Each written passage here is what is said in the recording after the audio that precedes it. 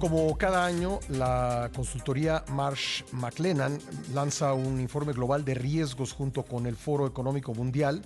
Alto costo de la vida y desastres naturales son los riesgos a mediano plazo. El informe también menciona otros riesgos como las tensiones geopolíticas y el incumplimiento en el combate al cambio climático. Revela además que la crisis energética, la crisis de los alimentos se sitúan en los primeros puestos en los desafíos de 2023. Vamos a hablar al respecto con Gerardo Herrera Perdomo, director de Marsh Advisory para Latinoamérica. ¿Qué tal, Gerardo? ¿Cómo estás? Pascal, un gusto. Muy buenos días. Bueno, un mundo complicado el que se presenta en este 2023, Gerardo.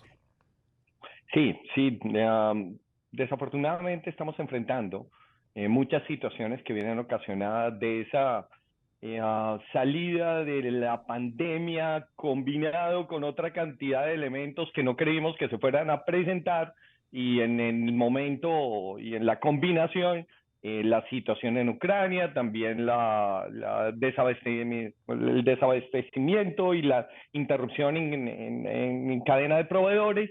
Y pues la realidad es que en este momento, ya más allá de riesgos, lo que tenemos son unas manifestaciones de crisis importantes, muy relacionadas a particularmente energía, en acceso a energía, todo el tema del costo de vida, la inflación que ha venido creciendo y ya se percibe varios signos de crisis alrededor de alimentos y pues los ataques cibernéticos que no dejan parar.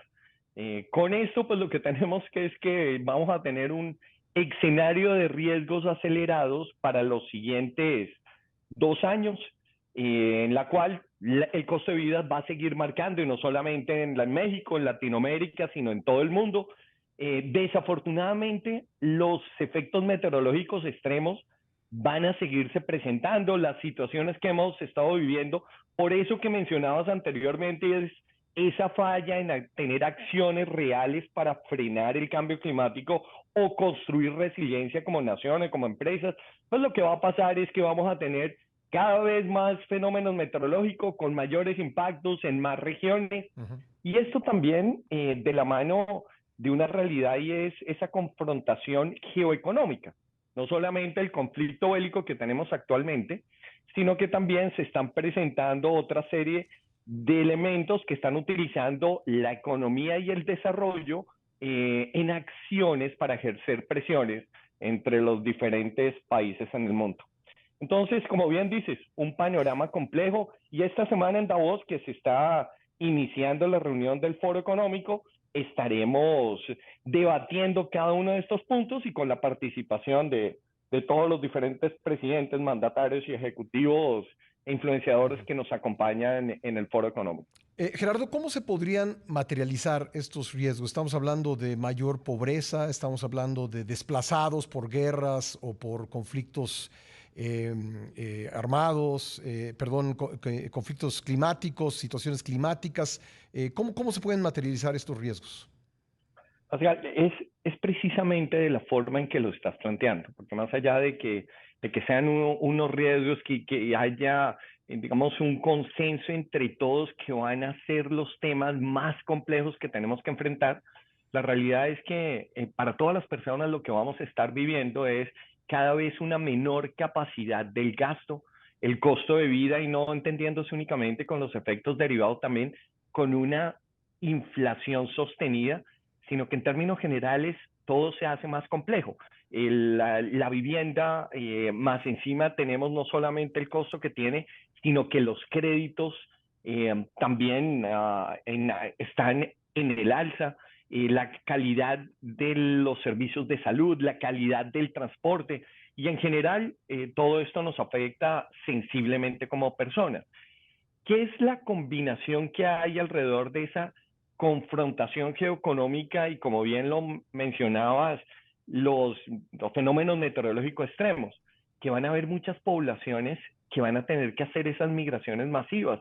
¿Por qué? Porque sus medios de vida ya no son viables en donde se encuentran, ya sea por un tema de seguridad o ya sea simplemente aspiracional. Sí. Entonces, para cada uno de nosotros son años complejos en los cuales definitivamente ser precavido, inteligente de cómo se actúa, cómo se toman esas decisiones, va a ser crucial. ¿Qué puede hacer el liderazgo mundial?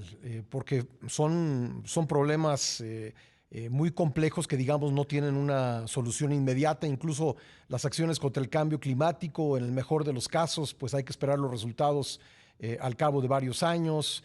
En cuanto a la economía, pues cada país parece estar viendo por sus propios intereses. ¿Cómo pueden responder los líderes mundiales, muchos de los cuales están ahora reunidos en Davos, ante estos riesgos que tú planteas? Eh, Precisamente ese es el llamado que tenemos en el foro y por eso la reunión en este año ha sido llamada en cómo encontrar estas soluciones en un mundo fragmentado, en una situación y especialmente para construir resiliencia en policrisis. Los llamados están integrados precisamente a esto, a devolver las acciones conjuntas. Como bien lo mencionaba, hay unos sentimientos nacionalistas y de protección en cada uno de los diferentes países o en las diferentes regiones, pero los temas que más nos atañen son temas que no tienen solución exclusivamente desde una perspectiva. La situación de inflación está muy relacionada también con una disrupción alrededor de la cadena de abastecimiento, pero la cadena de abastecimiento no es exclusivamente en una situación por la logística que tiene, sino también por la producción, pero también está afectada sensiblemente por estas decisiones que se están tomando alrededor de no aceptar de ciertos países ciertos productos por las diferentes posiciones que pueden tener en geoeconomía o por las posiciones políticas, y el llamado es específicamente a eso, a cómo actuar en conjunto. El tema de los incrementos en las tasas de interés en general, que es una medida muy efectiva para frenar la inflación, pero también tienen que tener una combinación adecuada y un límite, porque si no, en lo que estamos es en puertas de que contribuyamos a una desaceleración aún más agravada a la que ya estamos viviendo, y el acceso también a tecnología. Parte del llamado es a esto. En este nuevo tipo de economía es necesario que los países emergentes tengan la posibilidad a tener estos tipos de acceso, si no la brecha que hay entre economías desarrolladas y emergentes, pues se va a ahondar aún más.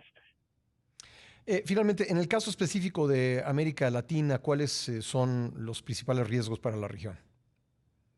En América Latina también, y acabo de hacer un comentario interesante para lo que tenemos que vivir, todos coincidimos que a 10 años la agenda de riesgos de la próxima década está principalmente relacionada con la salud del planeta. En Latinoamérica especialmente tenemos una ecuación ambiental en la cual nosotros recibimos principalmente todos los efectos mayores que hay alrededor de cambio climático, pero no obstante, nuestra contribución en gases de efecto invernadero es relativamente corta cuando uno lo compara. Esa ecuación para nosotros es negativa, por lo cual, cuando uno mira específicamente, hay una profunda preocupación alrededor de los efectos que tenemos en el día a día por fenómenos meteorológicos, pero también yendo de la mano con costos de vida.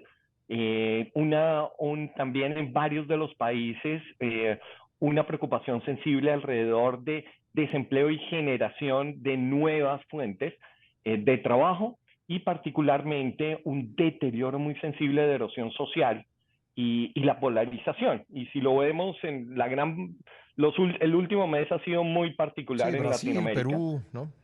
Exactamente, y se vienen presentando y se van a seguir presentando aún más. Ujú. Y esto,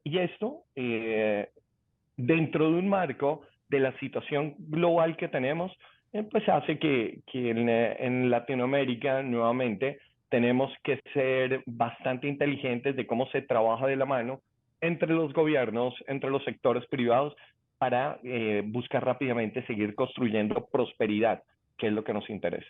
Pues estaremos pendientes de las discusiones en Davos. Gerardo, te agradezco mucho este enlace.